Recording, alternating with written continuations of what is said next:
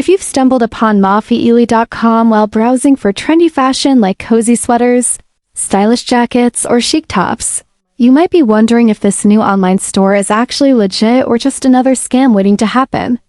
At first glance, the site presents itself as a sleek and modern shopping destination, offering fashionable items at prices that seem too good to pass up. But as I look deeper into herein.com, several unsettling details quickly surface that every online shopper needs to be aware of before hitting that buy button. First and foremost, the domain itself was only registered very recently on March 11, 2025.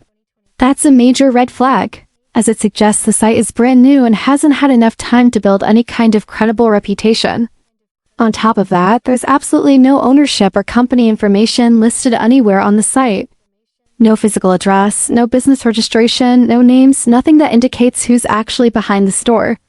That lack of transparency alone is enough to raise concerns, especially when combined with the fact that many of the product images on herein.com appear to be copied from other well-known retail websites.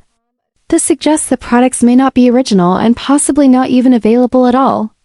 We also found no real customer reviews or user feedback, just generic product descriptions and staged photos.